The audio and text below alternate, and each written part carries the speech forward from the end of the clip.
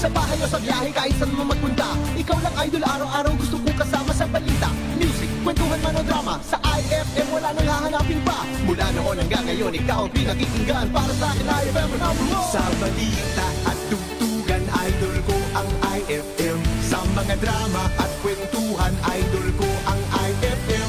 Ang sarap makinig araw-gabi, idol din niya ko kasi. Kaya ang radyo ko, IFM.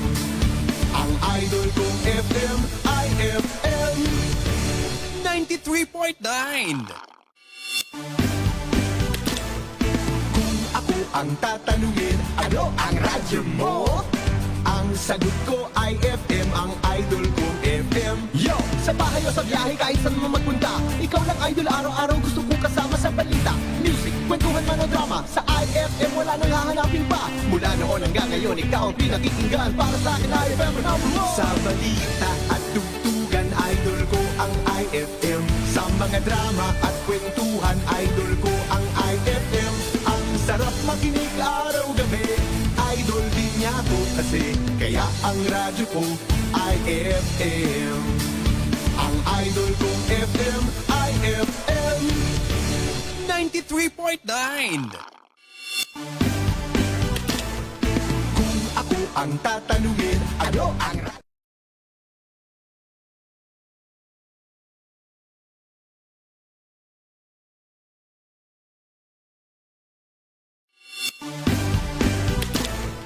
Kung ako ang tatanungin, ano ang radyo mo? Ang sagot ko ay FM, ang idol kong FM. Yo! Sa bahay o sa biyahe, kahit saan mo magpunta, ikaw lang idol, araw-araw gusto kong kasama sa balita. Music, kwentuhan man o drama, sa IFM wala nang hahanapin pa. Mula noon hanggang ngayon, ikaw ang pinakikinggan. Para sa akin, IFM ang number one. Sa balita at tugtugan, idol ko ang IFM. Sa mga drama at kwentuhan, idol ko ang IFM. Ang sarap makinig araw-gabi, idol din niya ko kasi. Kaya ang radyo ko, IFM. Ang idol kong FM, IFM 93.9. Kung ako ang tatanungin, ano ang radyo mo? Ang sagot ko ay FM, ang idol kong FM. Yo! Sa bahay o sa biyahe, kahit saan mo magpunta, ikaw lang idol, araw-araw gusto kong kasama sa balita. Music, kwentuhan man o drama, sa IFM wala nang hahanapin pa. Mula noon hanggang ngayon, ikaw ang pinakikinggan. Para sa akin, IFM ang number one. Sa balita at tugtugan, idol ko ang IFM. Sa mga drama at kwentuhan, idol ko ang IFM. Ang sarap makinig araw-gabi, idol din niya ko kasi. Kaya ang radyo ko, IFM. Ang idol kong FM, IFM 93.9. Kung ako ang tatanungin, ano ang radyo mo? Ang sagot ko ay FM, ang idol kong FM. Yo! Sa bahay o sa biyahe, kahit saan mo magpunta, ikaw lang idol, araw-araw gusto kong kasama sa balita. Music, kwentuhan man o drama, sa IFM wala nang hahanapin pa. Mula noon hanggang ngayon, ikaw ang pinakikinggan. Para sa akin, IFM ang number one. Sa balita at tugtugan, idol ko ang IFM. Sa mga drama at kwentuhan, idol ko ang IFM. Ang sarap makinig araw-gabi, idol din niya ko kasi. Kaya ang radyo ko, IFM. Ang idol kong FM, IFM 93.9. Kung ako ang tatanungin, ano ang radyo mo? Ang sagot ko ay FM, ang idol kong FM. Yo! Sa bahay o sa biyahe, kahit saan mo magpunta, ikaw lang idol, araw-araw gusto kong kasama sa balita. Music, kwentuhan man o drama, sa IFM wala nang hahanapin pa. Mula noon hanggang ngayon, ikaw ang pinakikinggan. Para sa akin, IFM ang number one. Sa balita at tugtugan, idol ko ang IFM. Sa mga drama at kwentuhan, idol ko ang IFM. Ang sarap makinig araw-gabi, idol din niya ko kasi. Kaya ang radyo ko, IFM. Ang idol kong FM, IFM 93.9. Kung ako ang tatanungin, ano ang radyo mo? Ang sagot ko ay FM, ang idol kong FM. Yo! Sa bahay o sa biyahe kahit saan mo magpunta, ikaw lang idol, araw-araw gusto kong kasama sa balita. Music, kwentuhan man o drama, sa IFM wala nang hahanapin pa. Mula noon hanggang ngayon, ikaw ang pinakikinggan. Para sa akin, IFM ang number one. Sa balita at tugtugan, idol ko ang IFM. Sa mga drama at kwentuhan, idol ko ang IFM. Ang sarap makinig araw-gabi, idol din niya ko kasi. Kaya ang radyo ko, IFM. Ang idol kong FM, IFM 93.9.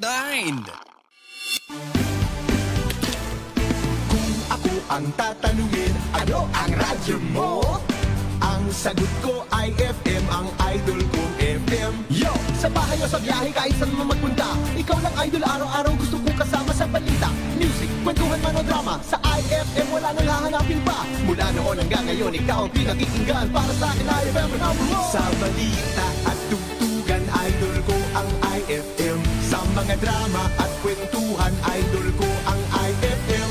Ang sarap makinig araw-gabi, idol din niya ko kasi. Kaya ang radyo ko, IFM.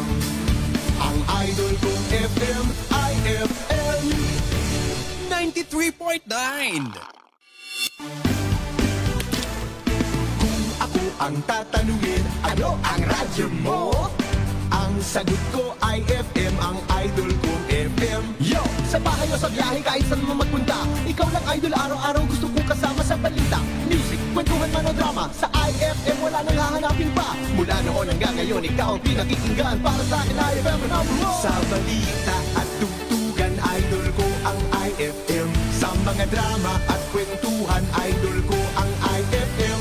Ang sarap makinig araw-gabi, idol din niya ko kasi. Kaya ang radyo ko, IFM.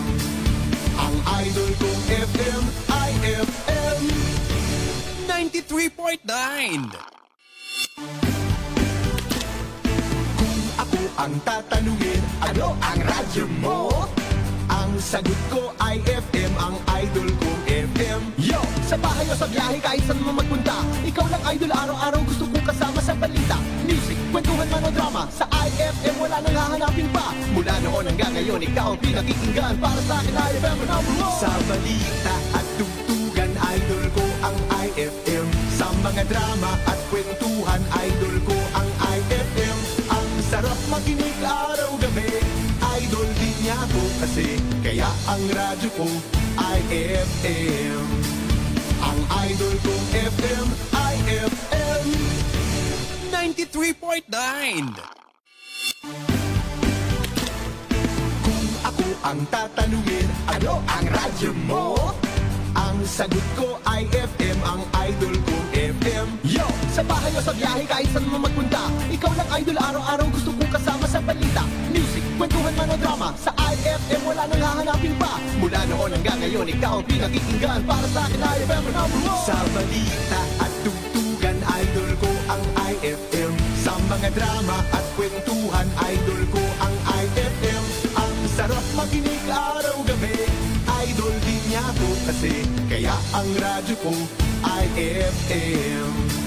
Ang idol kong FM, IFM 93.9. Kung ako ang tatanungin, ano ang radyo mo?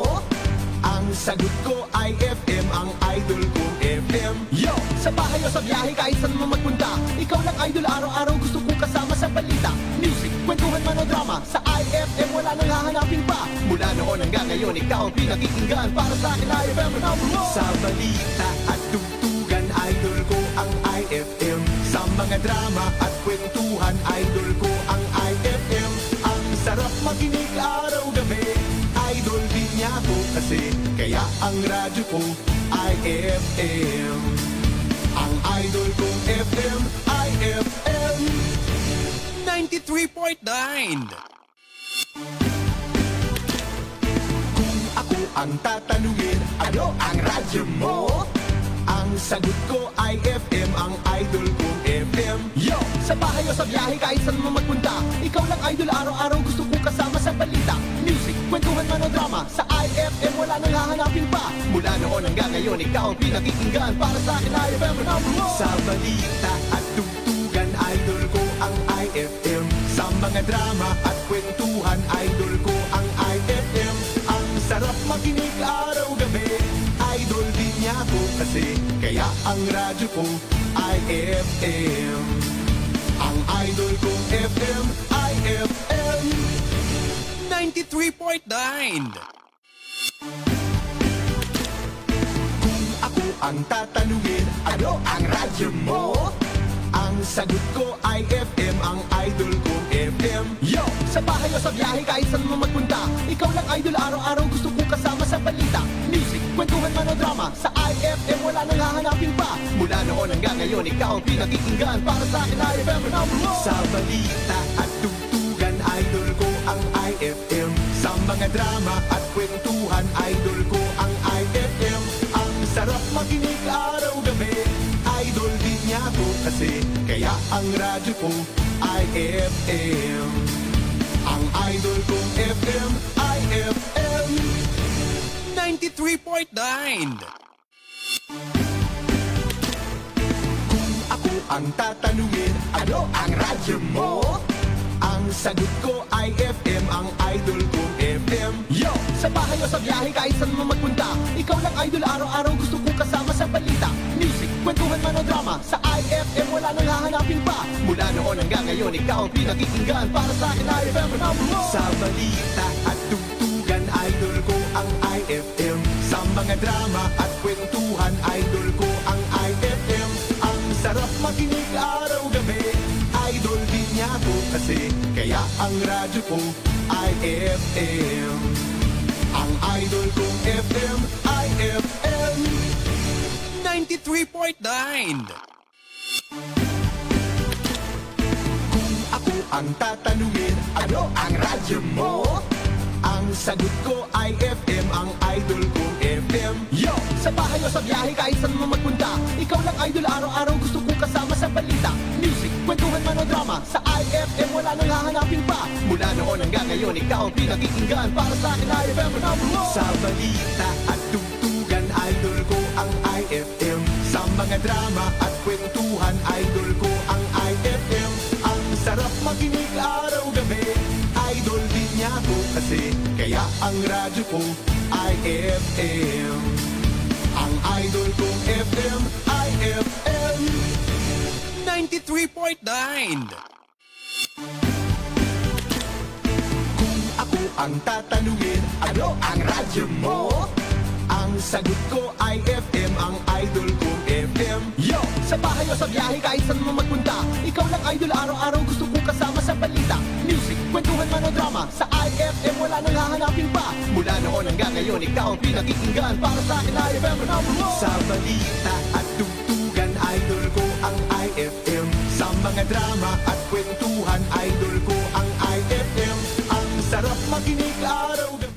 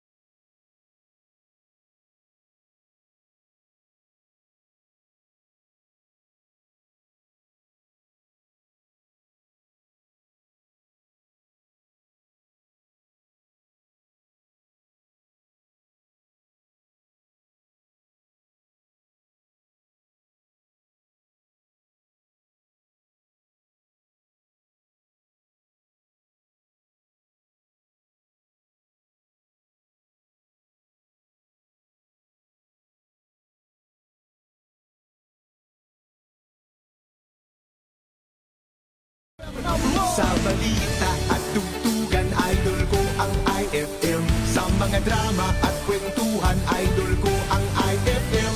Ang sarap makinig araw-gabi, idol din niya ako kasi. Kaya ang radyo ko, IFM.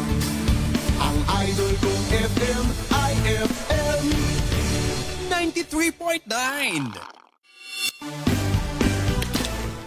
Kung ako ang tatanungin, ano ang radyo mo?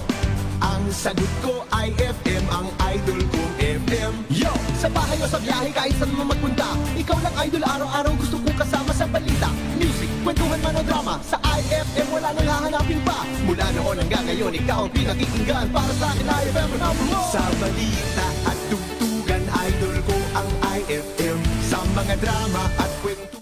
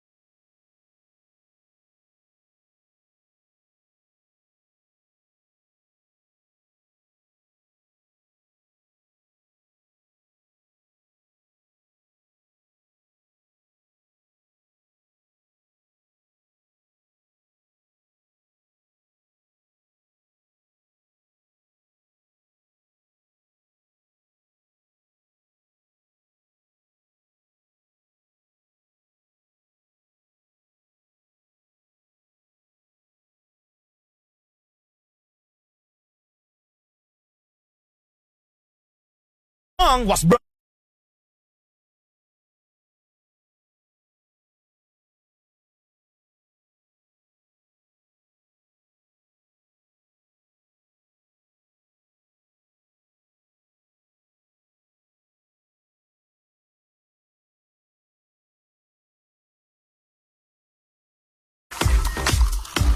Narito 3.9 IFM. Narinig ko na yan sa Pasay City. Magandang mainit na hapon na mga Lodi. Kasama pa rin ang Idol mo 2 and 1, si Idol Kitschy. Live na live sa inyong mga radyo. Live na live din ako ngayon sa Facebook page ng IFM Manila. Tumuto ka na dahil eto na nga ang aking bisita ngayong hapon na to. Oo, napanood mo na ba, Idol ko, ang historical film na Lakambini, Gregoria de Jesus? Kung hindi pa, nako, eto na alamin natin ang dahilan kung bakit mo kailangan panoorin ang kabayanihan at pag-ibig ng isa sa pinakasikat na figure sa history natin, mga idol. Siya nga si Gregoria de Jesus. At ang pelikulang ito, mga Lodi ko, ay pinagbibidahan ni na Labi po, Rocco Nacino, Gina Pareño at Paulo Avellino. At ngayong hapon, maswerte tayo dahil makakasama natin live na live dito sa studio ng IFM Manila ang aktres at isa sa mga gumanap bilang Gregoria de Jesus, si Elora Hispano. At kasama din natin ang creative producer at CEO ng Pelikul Love, si Miss Ellen Ongkeko Marfil. Hello! Magandang hapon. Welcome sa IFM. Gandang hapon Ay, sa iyo. magandang hapon. Ayan. Ako, ang ating mga Lodi sa pelikulang Lakambini, eto na nga no, dahil curious akong malaman tungkol saan nga ba ang pelikulang ito, ang Lakambini, Gregoria de Jesus, at ano ang pinakamalaking inspirasyon ninyo sa paggawa ng pelikulang ito? Si Gregoria de Jesus, hindi natin alam masyado yan eh. Mm-mm. Pero pag sinabi mong Oryang, alam natin. Ayan. Siya yung Mm-mm. asawa ni Andres Bonifacio. Yun, mga idol. Oh. Pero ang ginamit ko, Gregoria. Kasi Mhm. pag mga leader, di ba ginagamit nila formal names? Totoo eh. po. Pag babae, hindi. Mm-mm. Ito yung pinaglalaban ko. Bakit ko siya ginawa? Di ba? Kasi napansin ko lahat ng historical films natin, lalaki. Oo, totoo yan. Totoo. Wala pang babae Mm-mm. masyado, di ba? Hindi nga siya kilala. At ang tingin, asawa lang siya. Mm-mm. Pero nung pinag-aralan namin siya, ay bongga, ang galing-galing niya pala. Mhm. Di ba? She deserves to be known Mm-mm. because she can inspire. Marami siyang ma-inspire. At naniniwala ako na walang bayang iniluluwal na Mm-mm. hindi katuwang ang Babaihan. Amen. Totoo. Malaki ang naging parte ng kababaihan sa ating history, diba? Sa pagpapalaya ng ating bayan. Ayan. At maraming katapangan ang pinakita ng kababaihan. Yes. Ayan. At parang maganda lang dito, kasi pag kalalakihan, focus on combat eh. Totoo. Kasi ito, hindi mawawala yung love story. Ayan. Pero tatlong pag-ibig to. Oy. Andres Bonifacio at Oriang. Hindi nila alam na nung namatay si Bonifacio, nagkaroon siya ng pangalawang pag-ibig, si Julio Nakpil. Ayun. Revolutionary rin. Right-hand man. Iisipin mo parang ano yun, anong tawag doon? Love triangle. Triangle. Triangle, Pero oo. ibang klase ang kanila kasi nagmamahalan lahat kahit nung namatay na. Si Julio yung alaga. Kaya maraming kinikilig kasi ibang, syempre depressed si Oriang, no? Pero nagkaroon siya ng katuwang na revolutionary rin. At yung pag-ibig nila sa bayan, tuloy. Kaya gusto naming maraming makanood dito kasi nakaka-inspire lalo na sa panahon ngayon na de-depress ang mga tao. Ano ba Totoo. nangyayari dito, no? Ito, sa mga nanood sa amin, no, nabubuhayan sila ng loob. Ayan. Nagkakaroon sila ng energy kasi masyado na silang frustrated sa nangyayari. Ito, makikita mo kung ano yung greatness nung panahon na yon. Sabi ko nga pag alam mo kung ano ang ginawa ng nanay mo, mahal na mahal mo, gagawin mo lahat, tama? Totoo. Ganon din sa isang bayan. Pag alam mo kung ano ang ginawa ng mga ninuno at kung ano yung in-endure nila, mas mamahalin mo sa bayan. I think yun yung very important. Ayan. Pero maganda kaligan sila. So, makikita natin yan sa pelikulang ito, ang Yes. love story, ang very interesting na buhay ni Gregoria de Jesus. Eto naman para kay Elora Hispano, no, na isa sa gumanap bilang Gregoria de Jesus. Kumusta ang experience mo sa pagganap ng sa pelikulang ito? Na-challenge ka ba? Ano yung mga ginawa mong preparation para talagang mabigyan mo ng hustisya ang karakter na iyan? To be honest, kasi matagal na panahon itong pelikulang ito. Nag-umpisa itong pelikulang ito 2015. At nung Tagal. 2015, hindi pa ako Gregoria de Jesus. Hindi pa? Isa akong extra. Ooh. At naging double pa ako ni Miss Lovie po sa mga eksena. At nung nag-reshoot sila last year, doon na nga, parang dahil hindi na nila makontak si Lovie dahil busy sa schedule and nasa ibang bansa. So, they offered me Gregoria de Jesus. Ayun. So, kaya tatlo yung Gregoria de Jesus dito sa pelikulang to. Iba-ibang katauhan, Iba-iba. pero isang karakter lang Yes. na ang gagampan. Ay, very interesting nga itong makita. Hindi sinasadya yun, na kasi nag-double siya. Sikat na rin kasi siya. Dahil ang dami niya ring pelikula na sumisikat siya sa teatro at saka sa pelikula. So, nagkataon, nung kinuha namin siya, siya ba yung nag-body double? Anong tawag doon? Serendipity. Na siya yun. Kasi itong pelikulang to, parang serendipity rin to yung 12 years ago, inumpisahan namin, di namin natapos dahil sa daming problema. Pero para bang may haunting. Pag nalaman mo sa mga artista namin na, di ba, parang may bangungot rin Parang dapat magawa siya. So parang ganun rin yung nangyari, no? Kaya marami naging blessings. Na-delay kami, pero ngayon, 2025, 150th year niya, kaya ang dami nang sumusuporta. Ayan. At showing na siya ngayon. Simula nung November 5 kung saan nagkaroon kayo ng premiere night. Yes. Pinapalabas na siya nationwide sa lahat ng sinihan. Nationwide, oo. Mga idol. Eto, para kay Elora, no? Dahil nga talagang sabi nga ni Miss Ellen, serendipity talaga ito, no? Meron bang isang storya ni Gregoria na personal kang nakarelate? At ano yung pinakamahirap na eksena para sa'yo? Siguro in terms of personal na nakarelate, I think hindi lang siya for me, but for every mga kababaihan na dumanas ng diskriminasyon, pang-aabuso, at alam mo yung parang pangmamata dahil lang babae ka. Doon ako medyo nag-resonate kay Ka-Oriang. At syempre, dahil doon, parang gusto kong ipakita na hindi ako babae lang. Babae ako at kaya kong lumaban. Ayan. Ako, so napaka-meaningful at powerful ng mensahe ng pelikulang ito. Ngayon naman, bakit kailangan panoorin ito ng mga idol natin na nakikinig ngayon? Miss Ellen. Para ma-inlove kayo. Oo, gusto ko yan. Hindi lang sa mga lalaki, babae. kundi rin sa bayan, nakahugot kayo ng inspirasyon at makilala nyo siya kasi ibang klase siyang babae. Correct. Hindi natin to kilala eh. Oo. Pero pag nakilala nyo siya, naging fan ako eh. Naging fan ako kaya isipin mo 10 years, ginawa ko pa rin.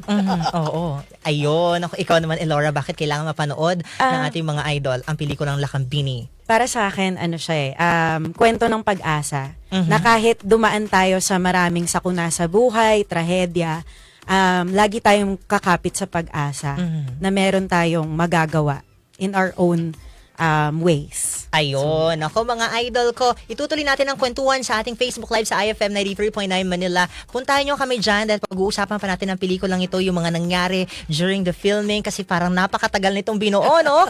At ngayon nga showing na ito nationwide ang pelikulang Lakambini, Gregoria de Jesus. Pinagbibidahan kasama natin yun ni Elora Hispano at ng iba pa mga artista. Ayan, Paolo Avellino. Rocco Nasino. Yan. Gina Miss Pareño. Gina Pareño, napakagaling. Napakagaling, grabe. Lahat dito umiiyak, lalaki, babae, bata. Ayan ang idol ko. So panoorin natin yan sa lahat ng sinihan nationwide showing na yan mga idol ko. At itutuloy natin ang kwentuhan sa aming Facebook Live kaya tutok lang kayo doon mga idol ko. Ngayon muna, tuloy natin naman ang ating commercial break muna dito sa ating on air. Ito pa rin ang Idol Mo Station 93.9 IFM. Ay, narinig ko na yan. Ang oras ay 3:22 na nga ni. Sa balik ang tatanungin, ano ang radyo mo? Ang sagot ko ay FM, ang idol kong FM. Yo! Sa bahay o sa biyahe, kahit saan mo magpunta, ikaw lang idol, araw-araw gusto kong kasama sa balita. Music, kwentuhan man o drama, sa IFM wala nang hahanapin pa. Mula noon hanggang ngayon, ikaw ang pinakikinggan. Para sa akin, IFM ang number one. Sa balita at tugtugan, idol ko ang IFM. Sa mga drama at kwentuhan, idol ko ang IFM. Ang sarap makinig araw-gabi, idol din niya ako kasi kaya ang radyo ko IFM. Ang idol kong FM, IFM 93.9. Kung ako ang tatanungin, ano ang radyo mo?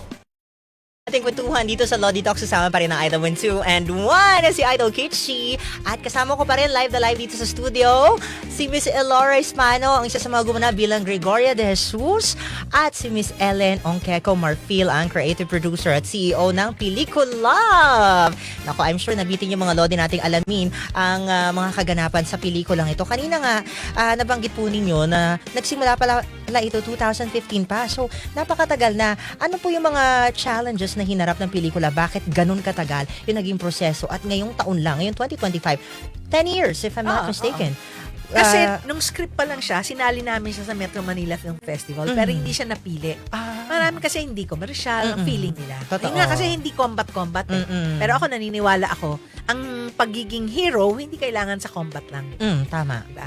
So, binuno ko at sabi ko nga sa'yo, may haunting yan na bakit hindi ito matutuloy? Napaka-importante ng storya. O yun, awa ng Diyos. Nabuo Nagawa. na siya, Oo. natapos na siya, and finally showing na siya. Na-show na siya. Ayan. At maraming aktres ang gumanap bilang Gregoria de Jesus at ikaw nga ang isa sa mga ito, no, Miss Elora. Ikaw ba, meron ka bang mga ginawang preparation? Like, pinuntahan mo ba yung mga area kung saan lumaki si Gregoria? Saan siya nakipaglaban o naging, nabuo yung kwento ng buhay niya? To be honest, nung ako na yung sumalo nung character ni Gregoria, wala na akong chance gawin yun. Wala nang luxury. So, what I had, o kung ano yung meron ako ay yung script na lang. At dahil dun sa script, napakaganda nung pagkakasulat ni Rodi Vera. Dun ko binuo kung what if ako yung nandun sa lugar ni Ka Oriang. Ako yung nandun sa sitwasyon niya, ano yung mararamdaman. So yun yung ginamit ko para, kumbaga nag-empathize ako.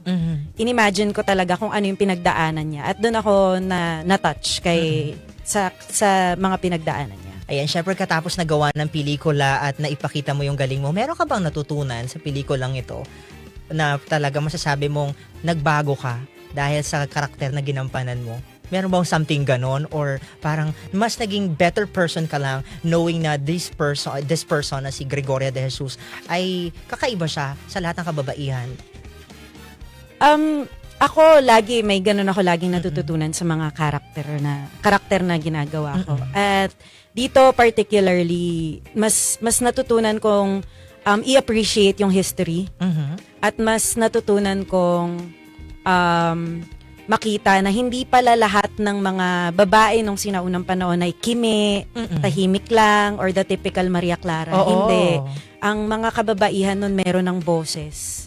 Meron na silang sarili nilang paraan para pagalawin ang sarili nilang buhay. Hindi tayo magpapadala lang sa agos. Kaya nating tumindig at manindigan. Ayan. So, ibig sabihin, noon po man talaga, may mga kababaihang empowered na. Yes. Alam na nila kung anong pinaglalaban nila at alam nila kung anong gusto nilang mangyari. No? So, napakaganda niyan. Para naman kay Miss Ellen, dahil nga ikaw yung isa sa mga talagang lumaban para mabuo yung pelikulang ito. Ano po sa tingin ninyo yung inaasahan nyo magiging epekto ng Lakambini sa mga viewers, especially sa mga kabataan ngayon, as you mentioned kanina, na iba-iba yung nanonood? Siguro, unang-una nga yung kamalayang pangkasaysayan. Okay. Pangalawa, kasi kailangan na iintindihan mo yung kung ano nangyari doon at maaring may lessons kasi doon. Correct. Sabi ni Ricky Lee, kilala niyo si Ricky Yes, Lee, di ba? naman. Pag may problema kayo sa mga karakter niyo sa present, tumingin kayo sa nakaraan, baka mahanap niyo ang solusyon. Tama. Okay? Pangalawa, yung pagrespeto sa mga role ng mga kababaihan. At hindi ito yung iniisahan mo mga lalaki.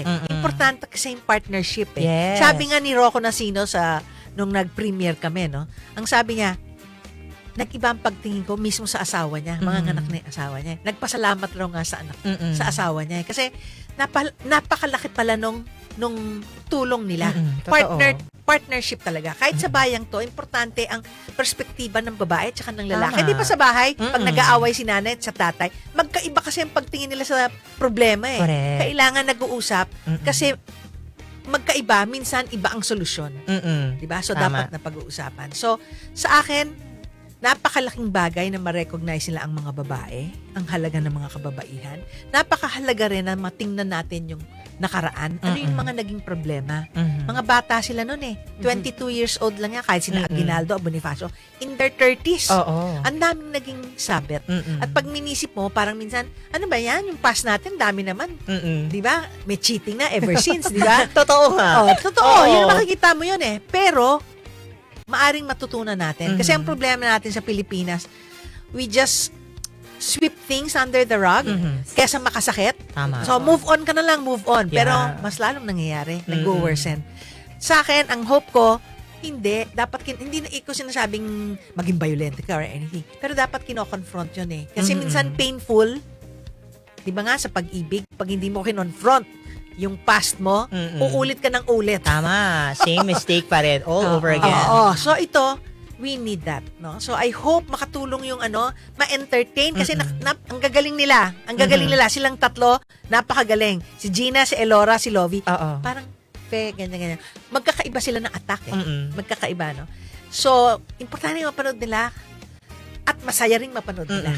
Kasi ibang klase, no? Ibang klase siyang pelikula at alay namin talaga yan sa lahat ng kababaihan, lalo na sa mga youngsters. Ayun. Kasi maraming nade-depress sa mga young eh. Totoo. Ito, mabubuhayan kayo, promise. Oo. Kahit iiyak kayo, mabubuhayan. Kasi yun ang mga sinasabi nila eh. Nagkaroon sila ng bagong energy. Ayun, so mga idol ko, isa sa mga dahilan ko bakit kailangan panoorin ninyo dahil marami kayong makukuhang magagandang lesson na pwedeng ma-apply sa inyong mga buhay, especially sa mga kababaihan ngayon na pinanghihinaan ng loob, nawawala sa sarili dahil sa pag-ibig, hindi alam kung ano yung gusto, diba? So, tama nga na balikan natin yung history natin, lalo na yung mga nakaraang tao na maraming naging impact sa buhay ng bawat Pilipino. Sabi kanina ni Miss Ellen, napakagaling. Isa ka sa mga binanggit na napakagaling. How was it working with the veterans naman na nandito sa pelikulang ito? Like, Miss Gina Pareño, talaga napakagaling yan. Hinahangaan, hindi ka ba parang medyo Na-starstruck. Na-starstruck. Parang nanginginig ka. Oh my God, mga batik ka to, baka magkamali ako. Yung mga ganon. Siguro, nung bago sumalang, may ganong pressure. Pero pag nandun na kasi, parang syempre kailangan magstay in character, Correct. kailangan natin mag-keep up. Oo. So, nawawala na rin kasi dahil nga in character na sila, ako din nagiging in character na din. So, ayun, napapasok na ako sa mundo nila, sa mundo ni Kaoria. So, Kailangan mapanood nyo si Elora Espano. Tingnan nyo ha. Tandaan nyo ang pangalan niya. Huwag nyo na i-focus Correct. sa akin. Siya Oo. na lang. Ayan. Napakaganda eh. Oo, camera kay Elora lang. Yan, Kay Elora yan. na lang. Oo, diba? Remember her. Remember her name because she's going to have a lot of more projects in the future because magaling siya. Yun, grabe naman. Maganda oh. na, maganda pa. Maganda. Oo. At magaling pa. At magaling diba? Napag-uusapan po natin yung yung historical film nito. Paano niyo po iningatan yung mga facts about Gregoria de Jesus? May mga parte ba sa pelikula na medyo fictional? Yes. Just to add Oo. some value At kaya of entertainment. ang tawag namin docu-fiction, Mm-mm. no? Pero kasi yung writer namin na sikat, no, siya gumawa ng kombucha, ng Quezon, ng napakarami, no. Hindi naman pwedeng yung kung ano lang nabasa mo sa libro, yun rin. Yan Napaka-boring. rin. You Totoo. make conjectures, no, based on circumstances. Kaya marami rin nagsasabi. Yung isang principal na nasa General Trias, no, pinanood niya ha, sabi niya, I am so disturbed. Hindi ako makakatulog ngayong gabi. Pero sabi niya sa mga estudyante, pero hindi ba this is one of our greatest Thursday night? Ganon Oo. sila, no? Kasi mapapaisip ka kasi iba yung mga pinag-aralan natin at marami kaming malalabas na ibang pananaw. Pareho yung kwento medyo pero ibang pananaw. Kahit si Andres Bonifacio, di ba?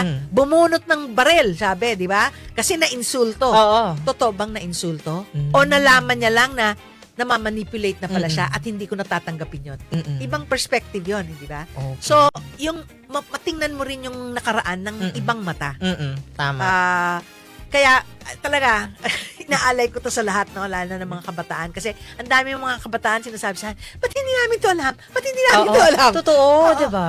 Diba? Kasi hindi na binavalue nila yung history natin. So, napaka-importante panoorin yung mga idol ko, Lacambini, Gregoria de Jesus. Dito natin makikita yung mga kilala na nating pangalan sa, yung mga bayani natin, yung asawa nila, no, kung paano sila naging involved doon sa kabayanihan ng mga heroes na to, diba? So, ayan.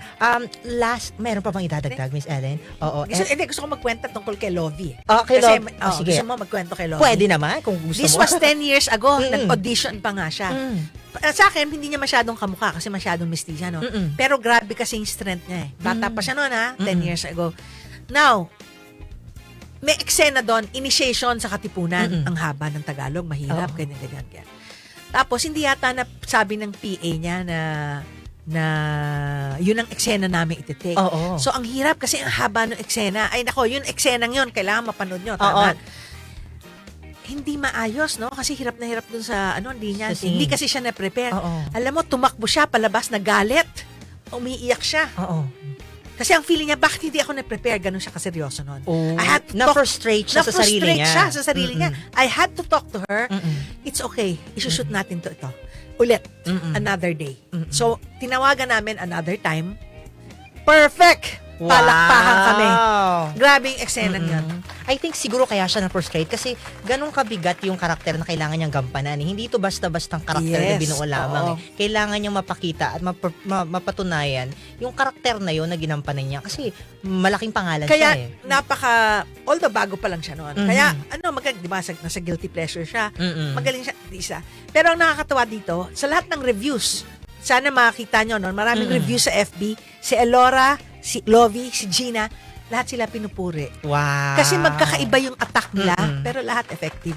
Ayan, so sa pelikulang ito, hindi talaga tayo mabobore mga idol ko Ay, oo. dahil iba-ibang galing ang makikita natin Oo. dito, iba't ibang perspective sa mga karakter na nandoon. So Lacambini, Gregoria de Jesus, now showing sa lahat ng sinihan sa Pilipinas. Panoorin nyo na yan mga idol.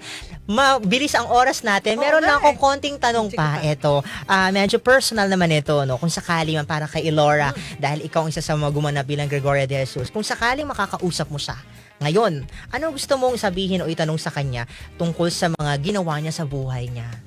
Yan. Ako, una sa lahat, gusto ko magpasalamat sa kanya. Salamat kasi hindi ka nawalan ng lakas ng loob para magpatuloy na ipaglaban at manindigan para sa hustisyang hinahanap mo.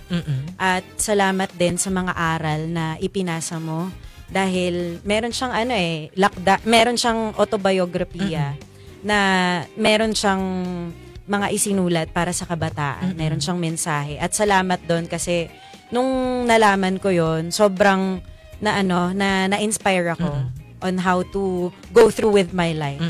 So, yun, maraming salamat, Ka Oriang, at magpapatuloy pa rin ang kababaihan para ipaglaban at manindigan. Ayan. Yes. Mabuhay ka. Si Miss Ellen naman, ahead of your time kay Elora, no? Gusto kong malaman. Si Oriang is ahead of her time. Yan. Kaya tama. dapat napanood ng babae. Alam mo, yung buhay niya, 1875, no? Nung lumaban siya, she was only 22 years old, 1897. Batang-bata pa? Batang-bata Mga 22 pa. years old, gano'n ginagawa Okay. sa buhay. Gumawa siya, oo nga, date party. Nung 1897, ay nung 1928, doon siya nagawa ng autobiography na patay na si Andres. Maraming nagawa sa kanya.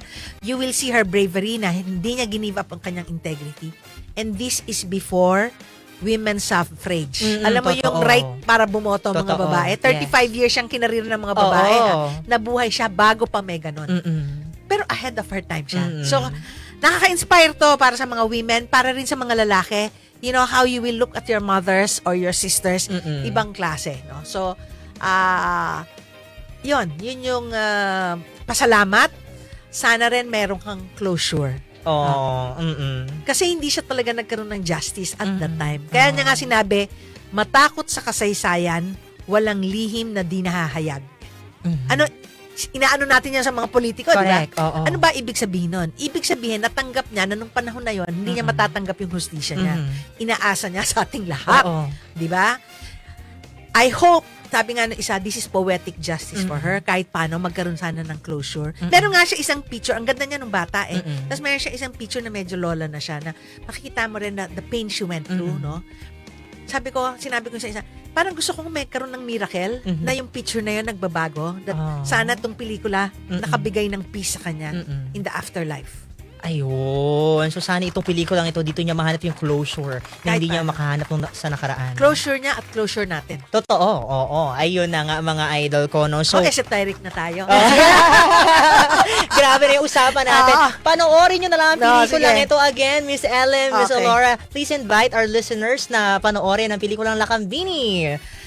Please po, pumunta na kayo sa mga teatro ngayon kasi ang plano namin 50 theaters kasi independent production lang ako. Pero umabot kami ng 150. Ngayong Wow. araw, 114 theaters. Pero bukas, Wednesday, yan ang nagpapalit, no? Ang daming malalaking pelikula na kasabay namin.